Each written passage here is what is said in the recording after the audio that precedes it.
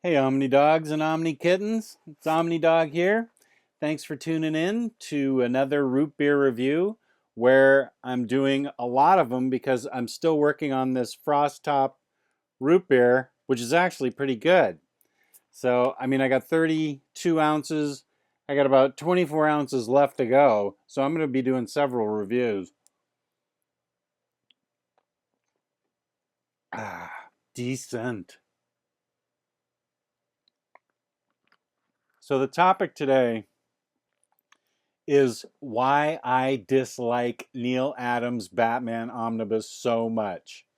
Or I may title it Why I Hate Neal Adams Omnibus Batman Omnibus so much. So, what we're talking about is this beast of a book. This is without the dust jacket on. And it is the Batman stories that pretty much changed the character around for good back in the late 60s, early 70s. Um, and Neal Adams had a lot to do with it because let's kind of set up the history here of what Batman was like before Neal Adams and Dennis O'Neil, the writer, got their hands on him, because Denny O'Neil deserves a lot of credit for changing the character of Batman.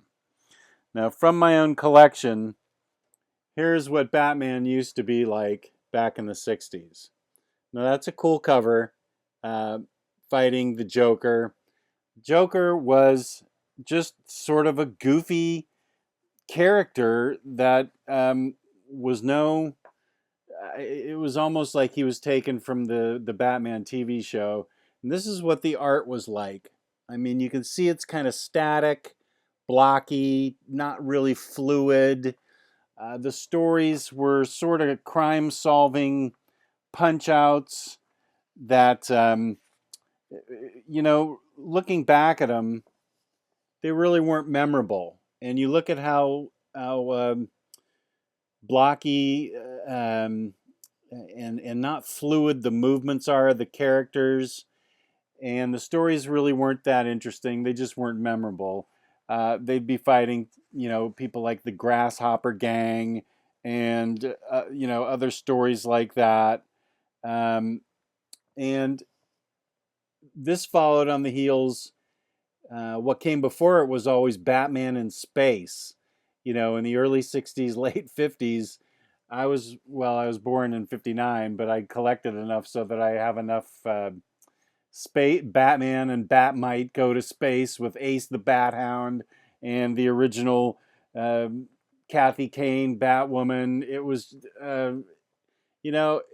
it's no wonder that Marvel showed up and swooped the market from him, because Batman just wasn't a very interesting character at that point.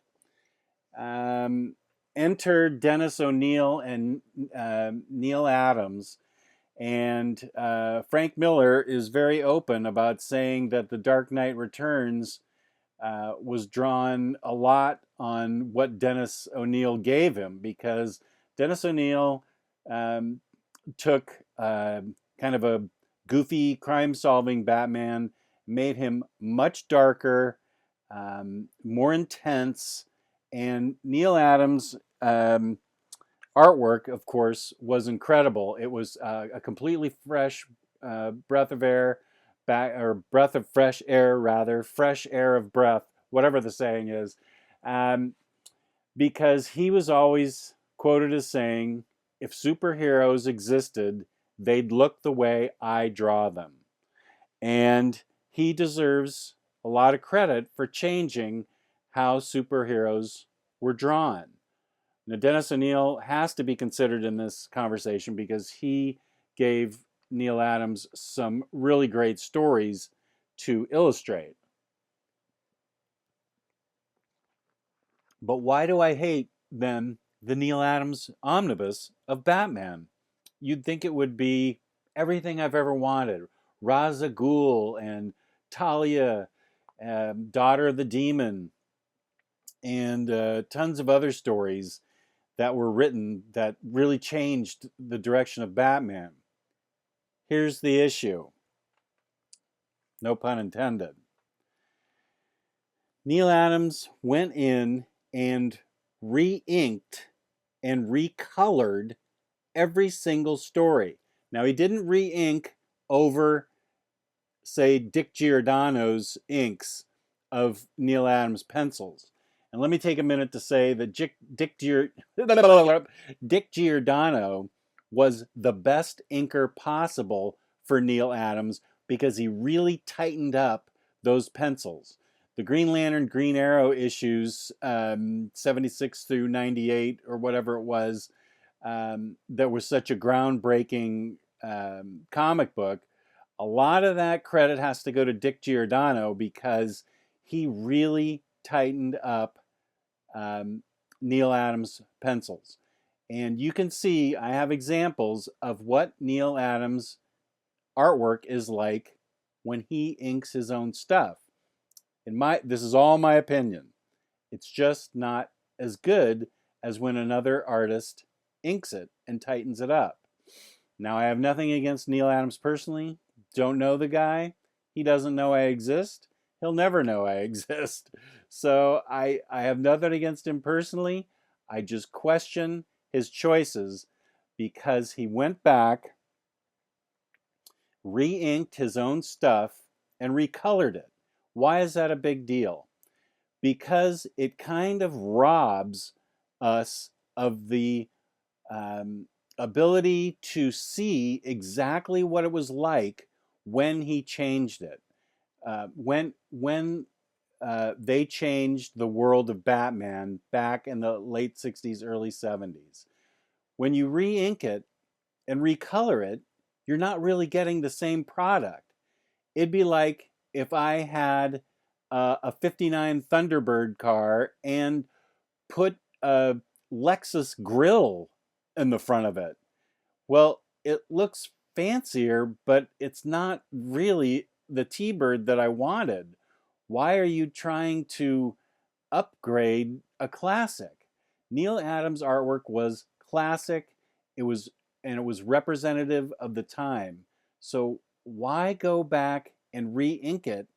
And it doesn't look better, in my opinion.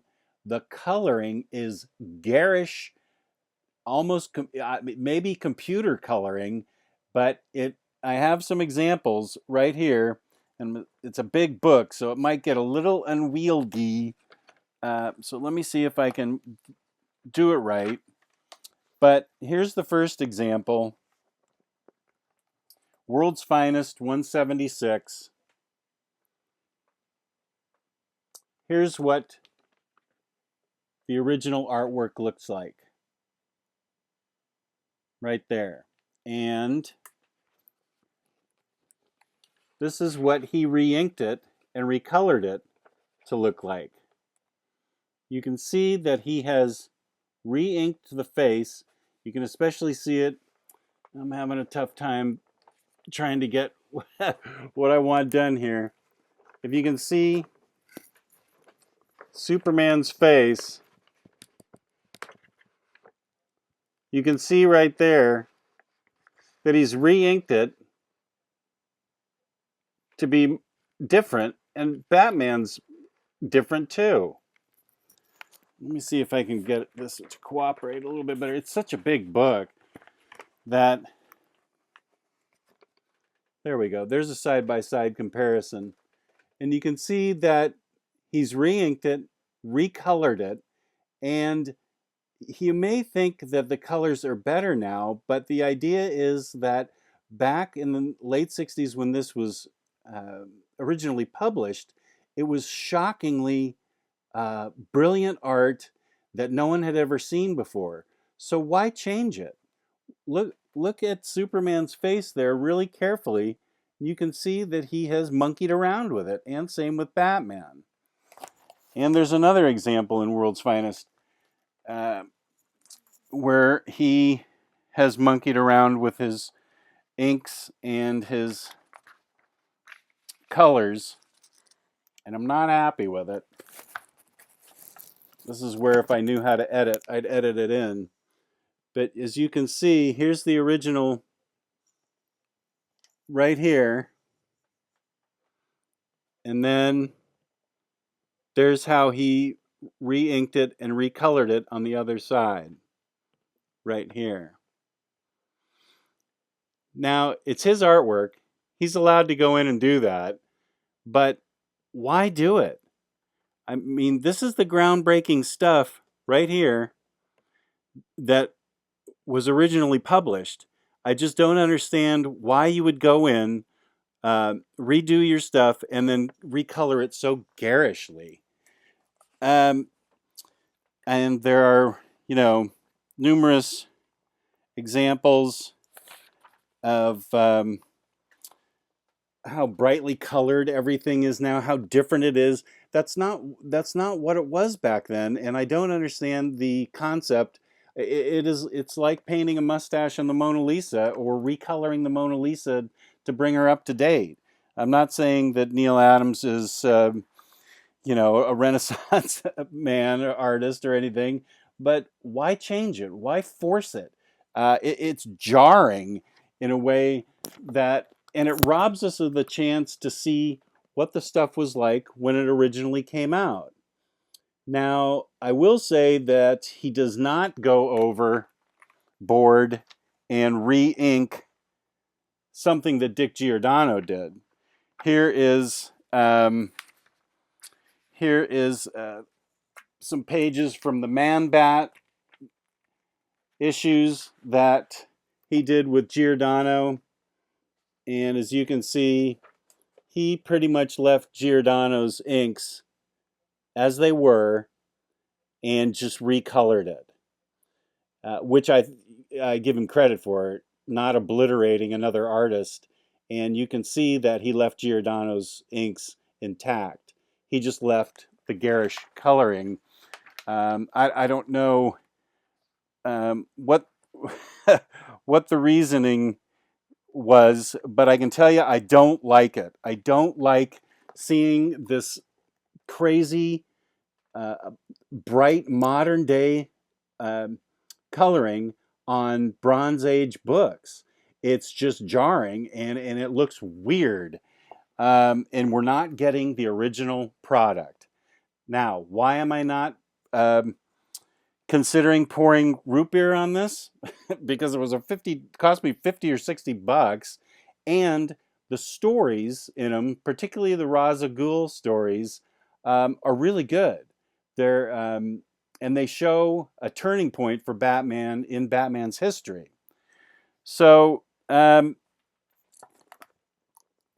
these are just more examples of the recoloring and some of the re-inking. He re-inked his own stuff. And my argument is that it wasn't necessary and kind of robs us of the joy of seeing the groundbreaking work as it was originally done. Here's where I could pour root beer on it, because a full third of this book practically, see those dark pages? They're dark for a reason.